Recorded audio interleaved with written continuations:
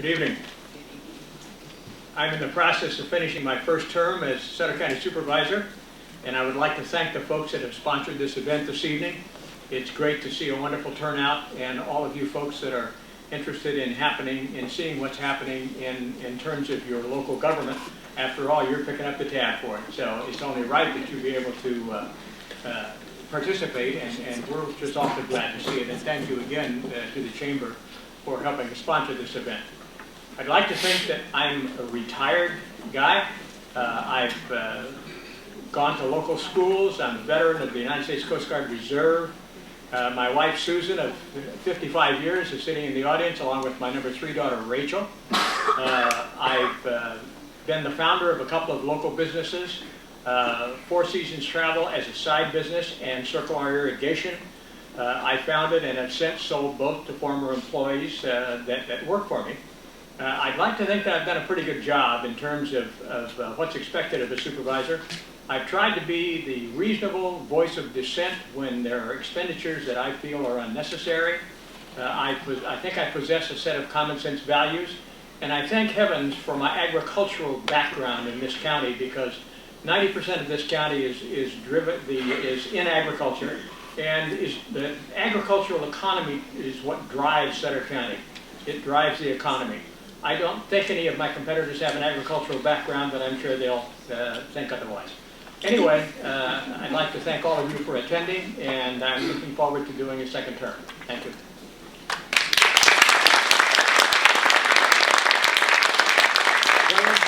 You have up to 90 seconds for an opening comments.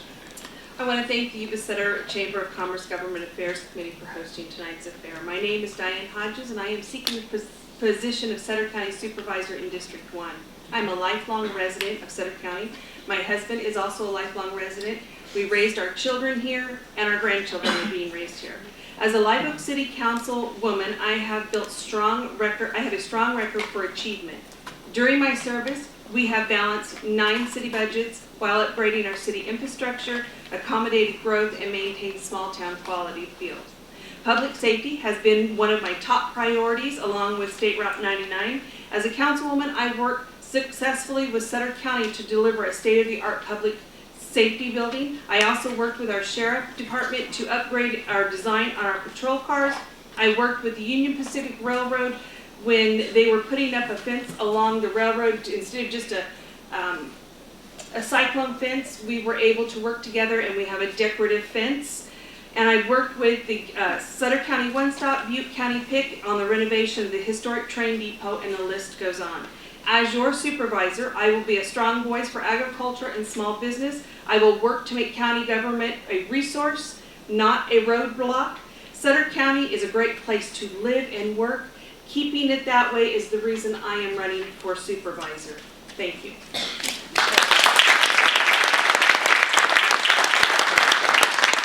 Grace Espindola, you have up to 90 seconds. Thank you. My name is Grace Espindola. Thank you, Yuba Sutter Chamber of Commerce, Appeal Democrat, and most of all, thank you, community. You may not know me, but tonight we're going to get to know each other. I have been in Sutter County for more than 22 years and lived in this area for more than 40 years. Currently, I'm employed by Sutter County Office of Education. I have primarily written and implemented grants that have been successful in bringing in more than $7 million of grants to Sutter County during my career. My mother and I came to this country legally when I was 2 years old to meet my father, who worked at Mayfair Packing Company in Tennessee County. 1994, I became a U.S. citizen. I took the oath of allegiance to protect, to honor, and serve this great country of ours. Thanks to the values of my family instilled by my family, I wish it was only me, right? I understand the importance of family.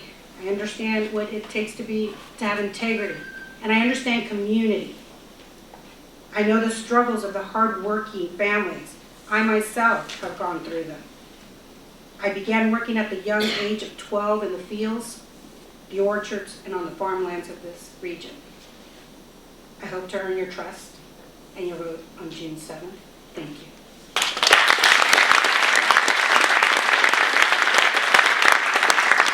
And John Dukes, up to 90 seconds for an opening comments. Thank you, Bob and Steve, for hosting this tonight and for the rest of you being here. I've been asked why I'm running for First District Supervisor of Sutter County. Great communities don't happen by chance. It takes vision and true leadership. The county has still not addressed our long-term pension obligations, our homeless and panhandling issues. It's past time to trim wasteful supervisor benefits.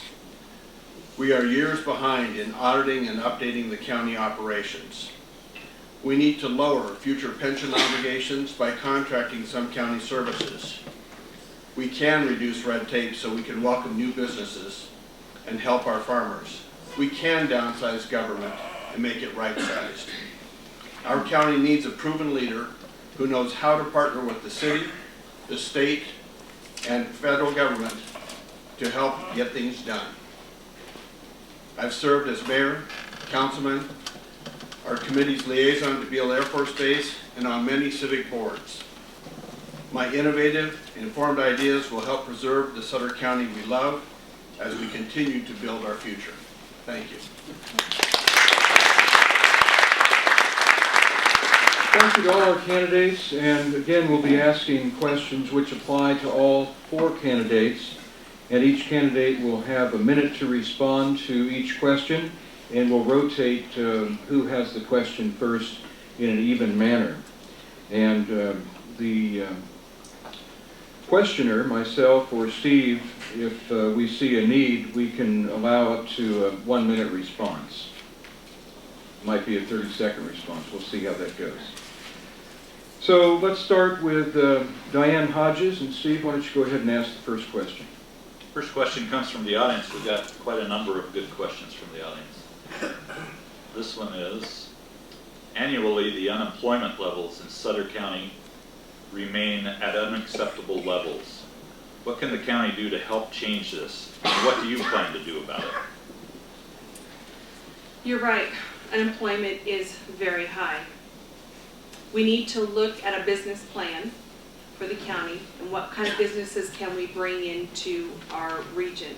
We also need to look at what type of education that we can provide for these citizens who are unemployed and be able to get them into a job. I think working with Yuba College is a great way that we can do that. Maybe supplying some tech school, bringing in a tech school that be able to get these citizens out there educated to be able to go out and secure a job. Thank you. Grace? Well, let me turn this on. It is necessary for us to be able to have a good connection with the Chamber of Commerce as we do, with the Economic Development Corporation as we do as well. In order for us to decrease the unemployment rate, we need to have a skilled worker available and ready to be for the types of employment that we might have. We also need to look at how can we have businesses willing and wanting to come to Sutter County and be able to have jobs for individuals. If we do not have a strong infrastructure, then those jobs are not going to be easily available to our community, and we need to do something about this. Thank you. John? Thank you. I just actually left a meeting this afternoon with the board of Greater Sacramento. Greater Sacramento is a board of 37 of the top CEOs in the Sacramento region and has 19 public sector representatives on the board, one of which I am a member of. One of the big issues is workforce, trained workforce. And that's one of the big issues that they're working on. The Sac State University is working with the high schools so that kids can get graduated in 4 years instead of spending all of their time getting what they should have done in high school as requirements and taking 2 to 3 years longer to graduate because they were unable to do that. So that's an important thing. The other important thing is government needs to get out of the way. Government is one of the biggest stumbling blocks of business, and that's one thing that I propose to change. Thank you very much. Ron? The fact that Sutter County needs jobs for our children and grandchildren is nothing new. And it's very easy for all of us to sit here and say, we're going to, we're going to, we're going to. We've been saying that for years. I'd like to think that I've actually done something about it. I was one of the founding board members of something called Sutter Forward, which is a new program that identifies prospective job-producing commercial development opportunities between Yuba City and Live Oak. Live Oak certainly is a small community that is equipped with a very good workforce. One of the things I take pride in is that I sit on the Yuba Sutter Transportation Committee. We now have bus service going to and from Live Oak on a daily basis instead of on a periodic basis. I believe that if you help bring the children into a tech school arrangement, perhaps into Yuba College, educate those people so they can find jobs, at the same time attract local ag-oriented jobs, which is a lot easier said than done, trust me. Thank you very much. Our next question will first go to Grace Espindola. And you don't have to dig too far back in your memory or the archives for examples of the devastation of flooding in our area. Although much has been done to bolster protection in the last few years, we'd like to have your assessment on how Sutter County, both in urban and rural areas, stands as far as levee protection. What further needs to be done, and how supervisors might help accommodate that. Well, we heard earlier from one of our supervisors on some of the work that's already being done. There's several projects in the works through the Sutter Butte flood control. And in that, there are millions of dollars currently to fix the issues that we have experienced in the 1955 floods and the earlier 80s, 85, 94, all of those additional years that we've had these floods. And in order to fix this, we need to stay on course. We need to be extremely diligent to review and knowing that these contracts, that we hire these individuals to make sure that they're staying on budget and that they are going to keep our levees safe for all of us. John? Well, thank you for the question. This is probably the one question that I have experience that not any of the other members that are candidates tonight have any experience on our flood control. I have been on the Sutter Butte Flood Control Agency for the past 6 years. I've been actively involved in bringing money to our community. Last year, in meeting with the Senate Appropriations Committee, we've got a commitment for $35 million to help finish our levee south of Laurel Avenue. It's going back and meeting with our congressional representatives in Washington that help us to get that money and bring that money here. Had we not gone back and visited with them, we still would be waiting for that funding to be able to finish that portion of the project. We will, this year, finish our 44-mile levee project with a slurry wall protecting this community for 200-year protection in the urban area and 100-year protection from Oak Road South. Thank you. Ron? How many trips does it take to Washington, D.C. to be made by our local officials to solidify a deal that's been solidified for a number of years? It's at the taxpayer's expense. I think it's sometimes I look at it and say, and I've had an opportunity to go to D.C. and I just don't see it. The levee construction has for the most part, is on its way to being completed.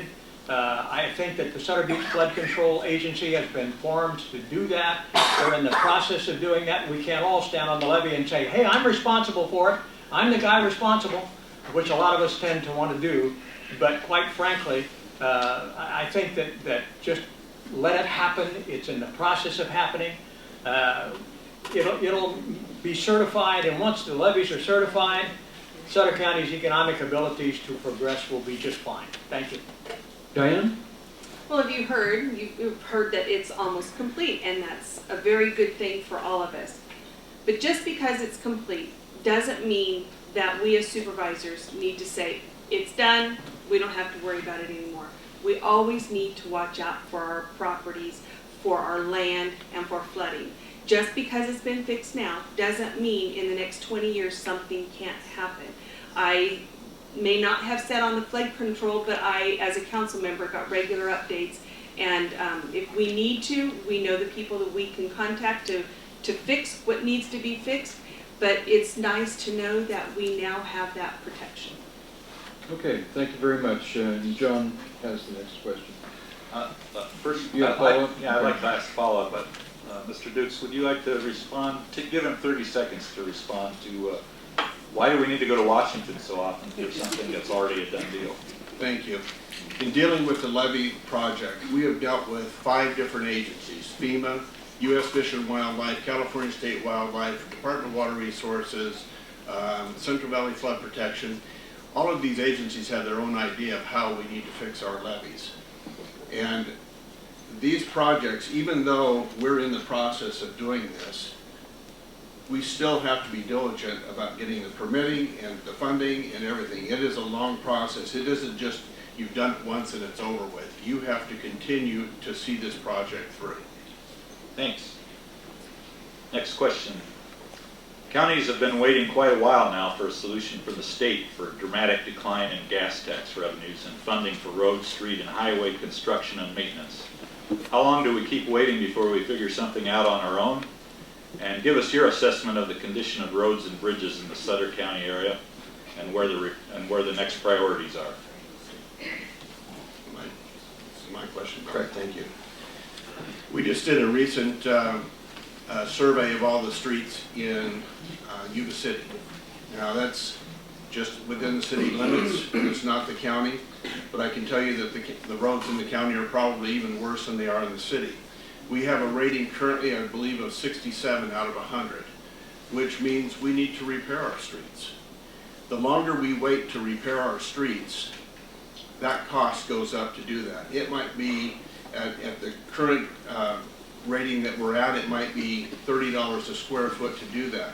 And if we wait till it gets down to 5 on that scale, it would cost over $300 a square foot to fix those same roads. So it is important that we keep them maintained. The challenge that we have is the state is the one that controls the purse here, and they've kept taking the money away. We are not getting the money that we had in the past to be able to fix our roads.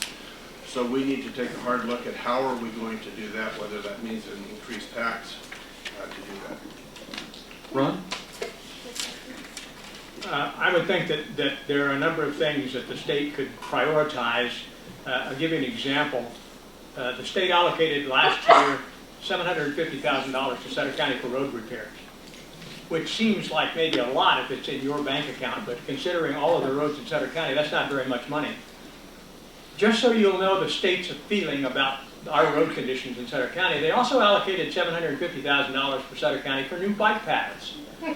So where's this level of common sense? You know, as far as I'm concerned, we do have a problem here. Our county crews have become experts in something called cold patching, which means that you go out and you try to patch a pothole that's there.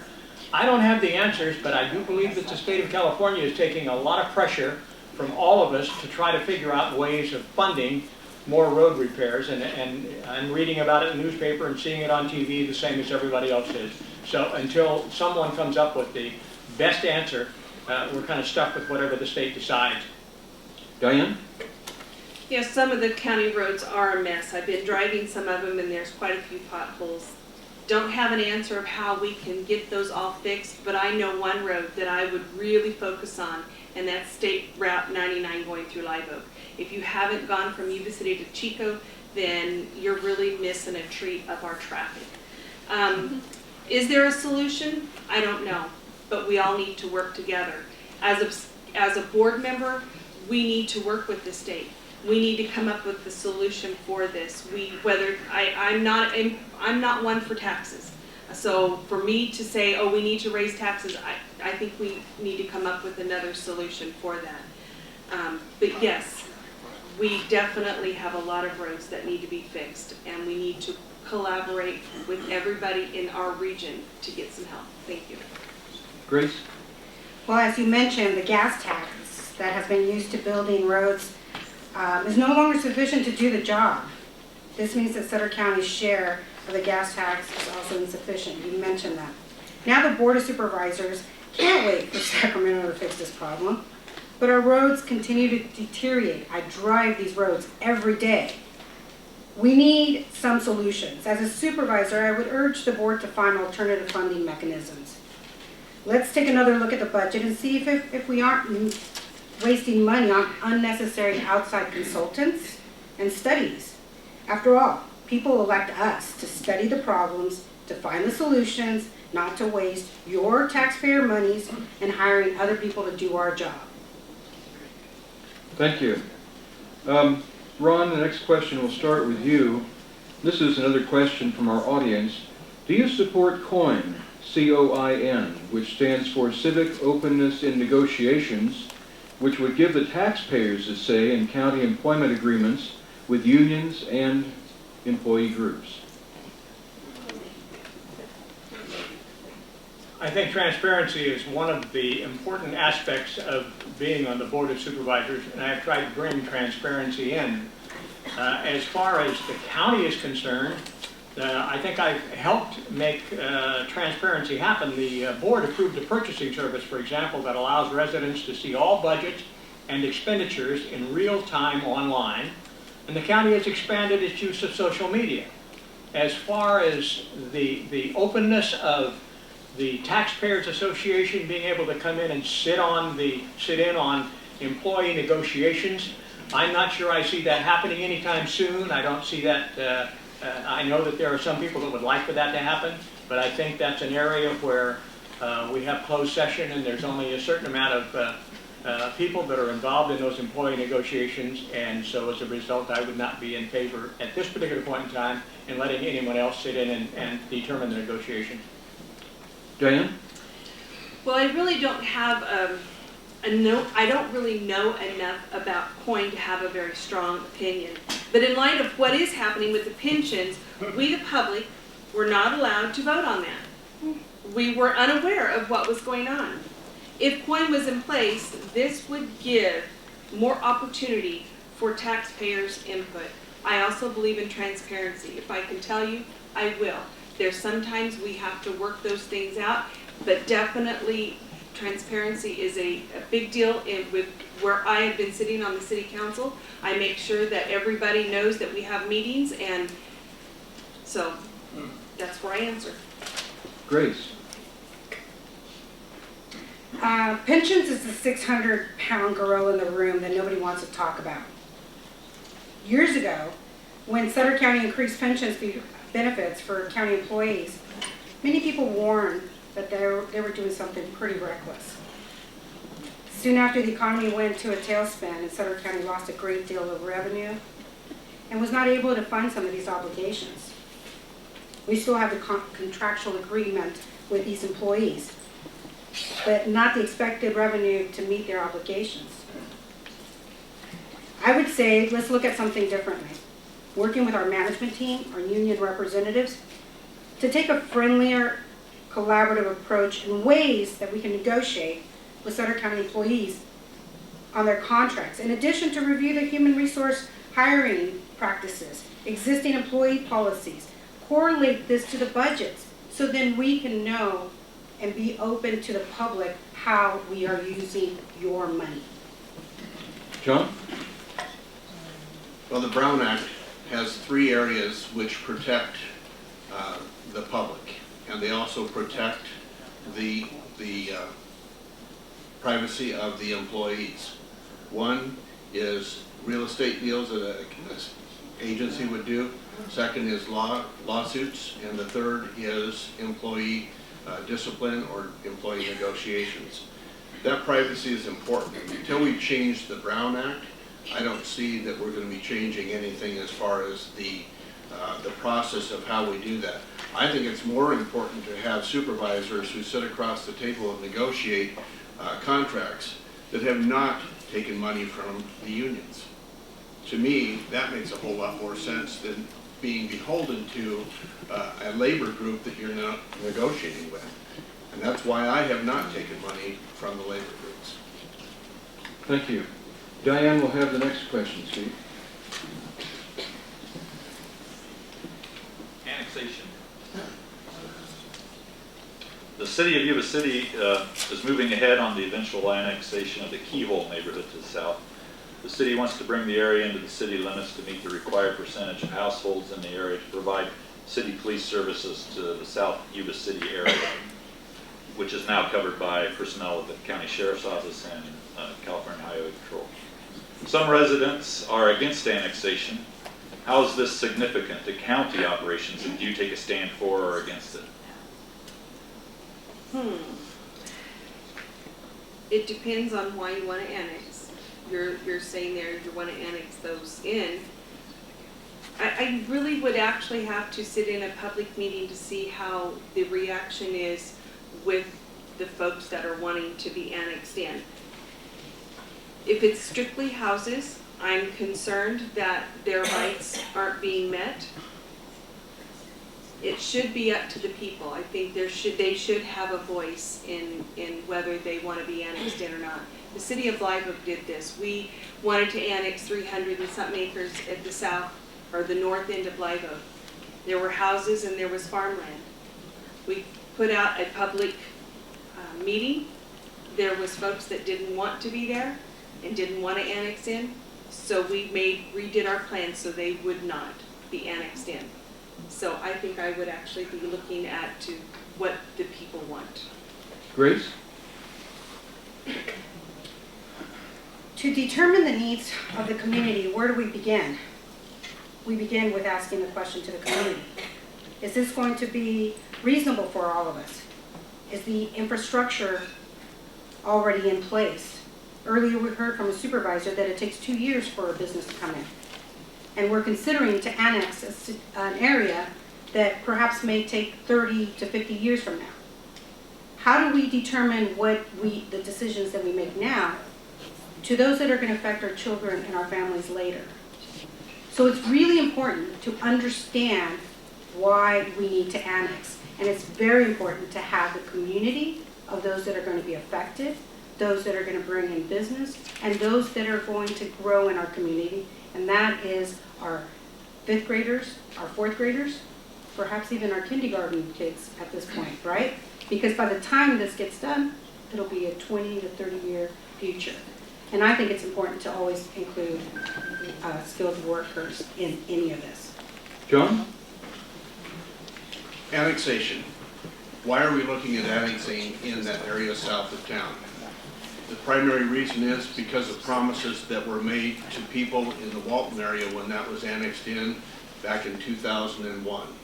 At that time, we said we could not do the police protection there, so we did a tax exchange agreement with the county and had the county do the policing services for that area, with the promise that once we reached a certain threshold of households that were annexed into the city, then the city would take over the police protection.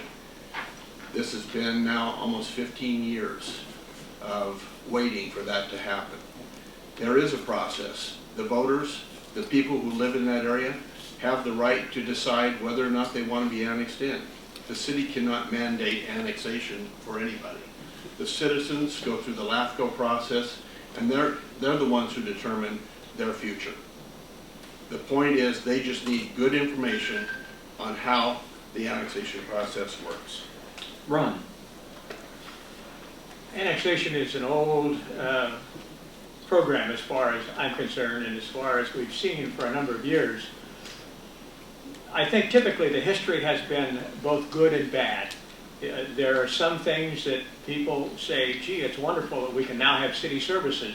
However, I agree that the people that are in the process of being asked to be annexed, if it's not for the greater good and the majority of the people in that district feel that there's nothing to be gained except additional charges by the city, no matter what the promises are that are made, because in the past some of those promises haven't come true, and as John says, this is a 15-year process in happening. If it's taken 15 years, obviously there are some folks that don't feel very strongly about being part of the city. That's great, except I think it is entirely up to the people that are actually the ones that are being involved. If they say no, that should be their decision. And it's, as he says, you can't mandate anybody to become part of the city. Thank you.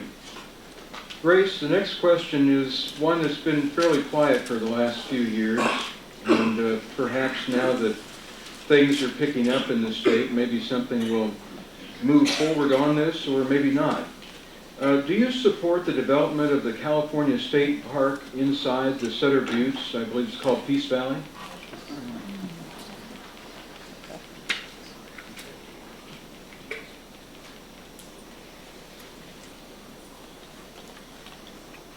Yes.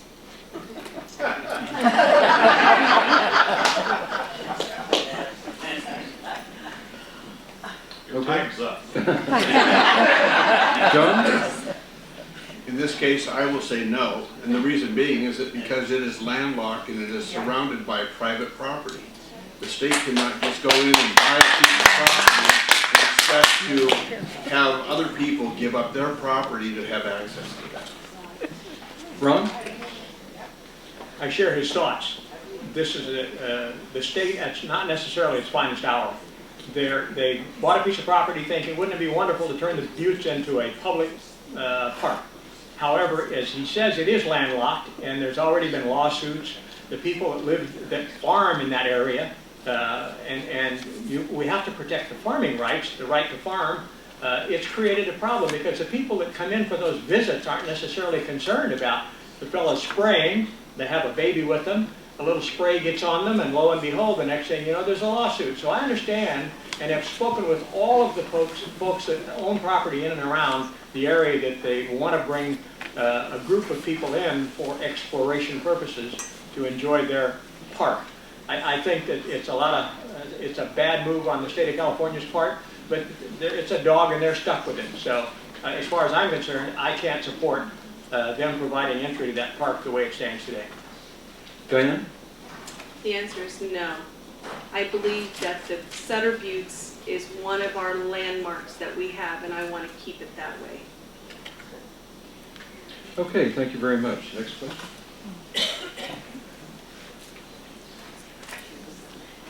Sutter County has a long heritage of hunting and fishing. Some of those activities are through private clubs, some are not. Either way, it adds to the economy of Sutter County. What are your views on protecting the heritage and providing public access to hunting and fishing? John? As far as public access, again, this comes down to whether or not these are private lands that we're talking about. The private landholders, first of all, have the right to say whether or not they want hunting on their land. If we have public areas that are available for this, I would be in support of it. We have people that come from all across the country to the Pacific Flyway here to do duck hunting and different types of hunting here in this region. That is an economic benefit to this region. We should support that. Thank you. Ron? I think the public has, of course, there's an old adage that duck hunting has become a rich man's sport. Well, that's not necessarily the case completely. We have a couple of refuges in Sutter County that people hunters can actually apply for and get permission to duck hunt in that particular area. So it is open to the public. I know in terms of our fishing, we have a couple of wonderful resources called the Feather and the Sacramento. One weekend, when striper season started, at the Tisdale Weir, there were 300 envelopes, each containing $5, because they know there's a $5 permit to launch a boat there. I think that if we promote and continue to promote the launching facilities, and I hope Live Oak is smart enough to pick up on their launching facility that they have, that the county's paying for. But I think that the more we can promote tourism and launching and those hunting, those kinds of things, the happier we should be in terms of a county. Diane? I support hunting and fishing. Growing up with a father who liked to hunt and fish, and I did my share of fishing on the Feather River. But I don't want to take public lands away from the person who owns that. So if there's access for fishing, which Live Oak has a wonderful boat ramp, as our incumbent has stated, you're welcome to come down there and do your fishing and your salmon or striper fishing on there also. But yes, I'm all for hunters and fishing, but as long as we don't take away the public land, they need to have their own right of way. John? I think Grace. Oh, Grace, I'm sorry. Well, you don't think I fish and hunt? No. I know it. Touche. I know I don't look like it, but maybe I do. No, I think it also relates back to the question earlier about the park and hunting and fishing. Both are related. These are private properties that you're working with. And when I meant yes earlier was, yes, I like the idea, and yes, we need to get permission from the owners, obviously, because it's their land. The same thing is happening with these refugees and duck clubs and all these things. My family, my father always used to hunt every season, you know, go out deer hunting. That was the thing. And we always got the permit, going fishing.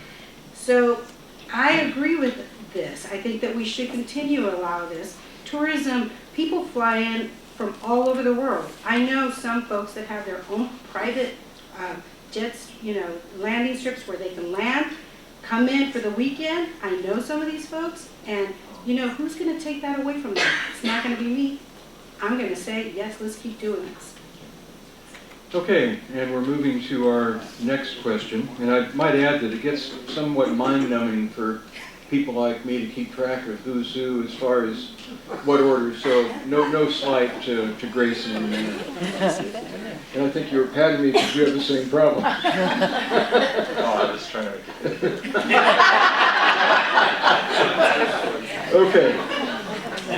The next question is one that we talk about every time we have a forum. And so many people say, I can bring jobs to this area if you elect me. And very often, sometimes we see jobs, sometimes we don't. It's not an easy thing. What role is played by county supervisors when it comes to economic development? And how important is that role to our economy?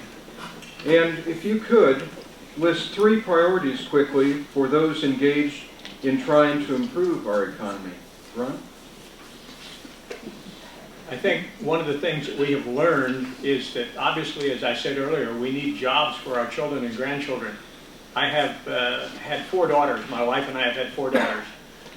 2 that have left the area are prospering very well. 2 that have stayed here are surviving because the job opportunities just really aren't necessarily here.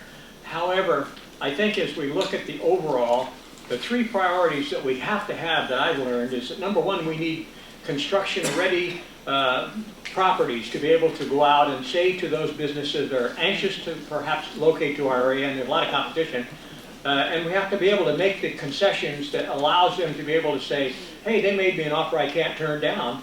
And of course, educating the workforce that we have is critical in being able to do that. We're never going to bring in an IBM, but we could sure as heck bring in some light manufacturing that's agriculturally related. As we have a few businesses already, we should have more. Thank you. Diane? I would look at what can we do to encourage the county staff to find ways to become business friendly, and look at ways that we as the county can help a business or a manufacturer start in our area. We also need to educate our citizens for the jobs, and again work with Yuba College on that too. Our incumbent had mentioned Sutter Forward. I was part of that in the very beginning. That's looking from Eager Road up to Paseo. That's a great place. We have the railroad spur right there that we could utilize. Live Oak has the infrastructure that could actually help with business. So I would encourage us looking around us as a county, looking at our other cities, and collaborate with them to bring in some jobs. Grace? The most important thing is to cut the red tape. I hear this often. Cut the red tape. There's too many obstacles that we have to take in order to bring business in. Secondly is that we're just not friendly enough in the sense of our infrastructure is not there. So we need to strengthen that. And I think that we have forgotten that agricultural is our greatest accomplishments here. So we need to find ways that we can reinvest in attracting agricultural manufacturing and processors in order to continue to grow our ag businesses that we have in this community. And with all of this red tape and all of these rules and for businesses, it makes it so difficult to grow anything in order to really have growing jobs for our community. And I have spoken to many farmers, and oftentimes people say, well, you know, farmers do not want to change and allow development. Believe me, some do, and they're ready for it. John? I have 2 examples. One, I went and met with Governor Rick Perry with a delegation from the state back in 2011, we met with the CEO of Carl's Jr. He told us that they were going to build 200 new Carl's Jr.'s in the state of Texas that year and 0 in the state of California. And the reason why was because from the day they buy that land to the day they open the doors in California, that's 18 months. In Texas, it was 12 months. Those 6 months cost each store $250,000 because of the lost opportunity time. The second example is in Kingsbury Manufacturing here in town. They wanted to expand their facilities here in town. We got the plans Thanksgiving week. We were able to get a permit out to them by the 1st of January, and in August they were able to open their business, a brand new 40,000 square foot facility. We streamlined that and we made it happen. We can if we work hard at it. Okay, we have time for one more question. By the way, we did ask, the majority of our questions this evening were from the audience, just to let you know. If you go ahead and ask the final question. Sure. The appeal not too long ago conducted an informal online survey. We asked people how they rated several topics. Everybody thought just about everything was really important. But there was one area where everyone really thought it was important, and that was public safety. There's just no question that people really value public safety. Every once in a while we hear about how the wheels of justice are stayed a bit by lack of funding. Maybe we don't have as many deputy DAs as we need. Maybe we don't have enough officers on the street. I'm just wondering what some public safety priorities are for you candidates, what you might be doing, what you might be thinking about doing to bolster the efforts. I believe it's Diane, is that correct? I was He just waiting. said, he just said, I don't know who's next. See? But we up here. Public safety's been very important to me ever since I've been on the Live Oak City Council. It's something that I have worked on with our local law enforcement. Yes, they are understaffed, and yes, they are overworked. We need to sit down and figure out how, as a county, as a board, can we make better choices and to add more officers, because if you don't feel safe, then we're going to hear from it. And if you don't feel safe, then that doesn't mean I'm not feeling safe either. So I would actually sit down with our financial officer at the county, and then I would sit down with the sheriff, and I would look at what can be done, what do we need to do, where's the most important. To me, it's feet on the ground. And we also have a lot of criminals being released, and we need to support our DA and our sheriff in keeping those people where they need to be. Grace? Public safety is priority 1. Fire and law enforcement, we deserve safe neighborhoods. We need to be appropriately staffed, trained, and equipped. I don't know if you know this, but currently our staffing levels are 30 years ago. It is unacceptable. What has happened is crime has increased. Burglaries, car thefts, gang violence, drugs. And that's not even talking about the fire issues with our fire department. We need to fight fire with fire. It is my goal to increase some sort of gang suppression programs. It also to have some anonymous tip lines for our community. But what I'm feeling the most that is unacceptable is the fact that our firefighters are making approximately $12 or $13 an hour. They are understaffed, have old equipment, and this has been allowed, and this affects our safety. If you do not know this, you know it now, and this will change after I'm elected. John? One of the areas that I've talked about that we could put more boots on the street is consolidated dispatch. In this region, we have 5 different dispatch centers. We're spending the money for the infrastructure for all 5 of those, and that's not cheap, for the radios, the computers, the television screens, all the things that they need in a dispatch center. We're duplicating that 5 times in this community. We need to have one central dispatch in this region to be able to handle that. Take those extra dollars that we're spending on all of that right now and put those into officers on the street. And Ron? The problem with the central dispatch is no one can decide who's going to be chief. You know, it's almost as if I sit here and I say, do you actually believe that we as a Board of Supervisors haven't already discussed the problems that I'm hearing coming from the panel here? I can tell you this, I'm one of 5 supervisors, and to be able to make promises that you'll find out shortly after you get there, you had a great idea, but there are 4 other people, maybe they don't agree with you, and you're going to establish priorities, and you're going to do this and do that and do this. No, it comes as a board. We all want more public safety. We all want more officers. We all want to give the sheriff more deputies.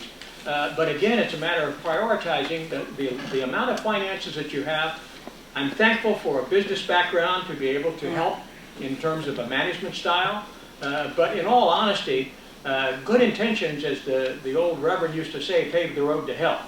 So hopefully we can accomplish something, but we all think of it as a priority, high priority.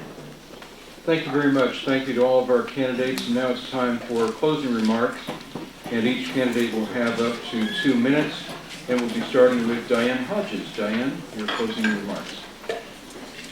I'd like to thank each and every one of you for being here tonight, taking time out of your busy schedule to come and hear us. Sutter County is a great place to live and to work, and I am seeking the office of Supervisor to protect our communities and our freedoms. I don't own a business, and I don't own a farm. I'm not running for office for a title. I am seeking this office for the citizens and the residents who live in District 1. Unlike the other candidates, District 1 has been my home my entire life. It has been a place where integrity, personal responsibility, and family values have been respected and encouraged. These are the values that I will bring when you place me in that board seat. I love the community in which I live and serve. So when an idea comes our way and we start the process of talking, the process of planning, finding the funds, then seeing the idea come to a reality, which I have seen over the last 10 years, it is so rewarding, and it makes all the hard work and all the tough decisions a little bit easier. As your supervisor, I will work with everyone around us to ensure that Sutter County can be the best that it can be. I hope you will join me in spreading my message in District 1. Thank you again for being here tonight, and I would truly be honored to have your vote from District 1. Thank you. Grace? The main reason I'm running for office is that many friends and family urged me to run. As I spoke to others, they convinced me that their voice was not being heard. I want to be the new leader and the new voice that will represent District 1 and Sutter County with pride. To facilitate communication between the people of our community and the Board of Supervisors. Unlike other members of this panel, I am not a politician. Several of these members have been in office for several years. There's been promises made. You'll have to decide if they kept those promises or not.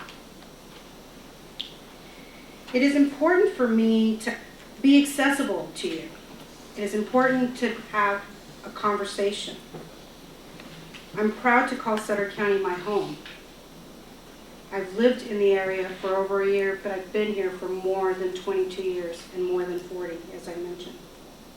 And I know many people are very proud of our community, and I want to continue that pride to create ways that we can express the things that we're doing great and the things that we still can do greater, and to celebrate the people and the great things that are happening in this community.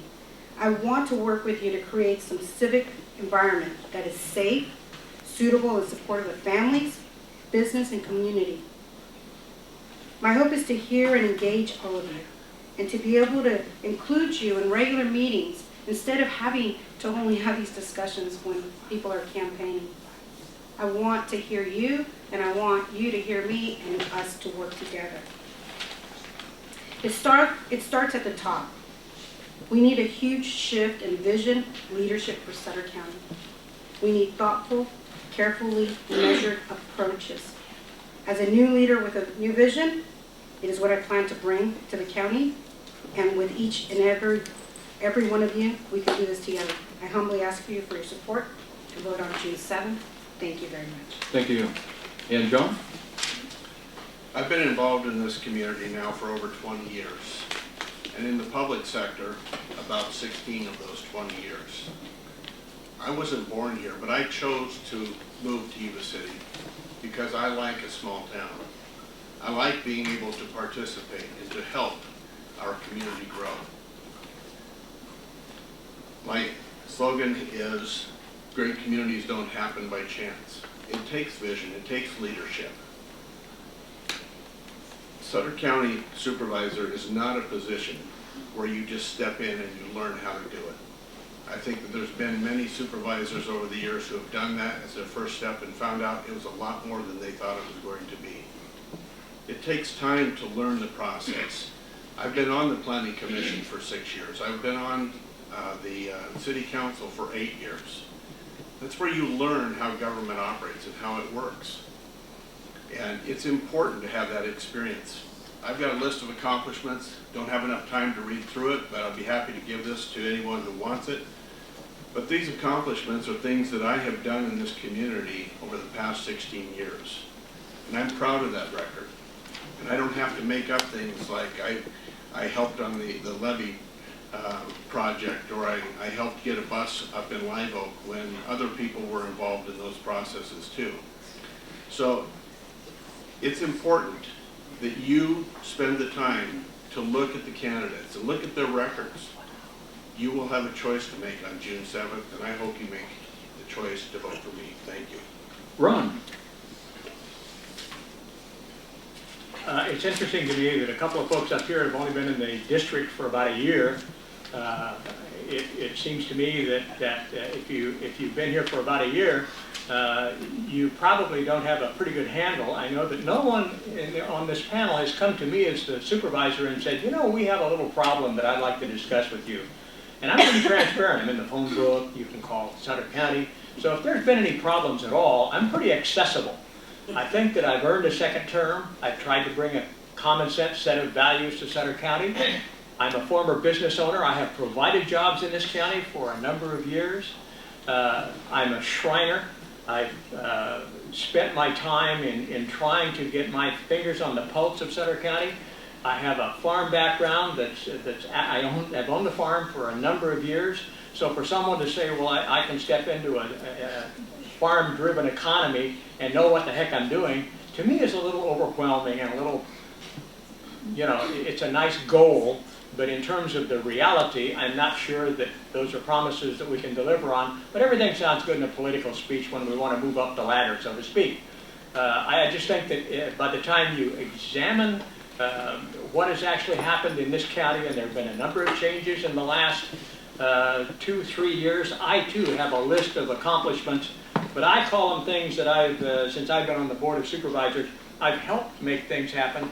I don't think there's anything that we make happen, although I will tell you that when it comes to panhandling, I'm the one that screamed the loudest at a meeting about, you guys in the city need to write a panhandling ordinance. Well, finally, 6 or 8 months later, they did. So this is not something that's anybody's idea, other than there was a lot of screaming that went on at a meeting not too long ago. Aside from that, I think I'm deserving of a second term, and I would appreciate your cooperation and your support come June 7th. Thank you.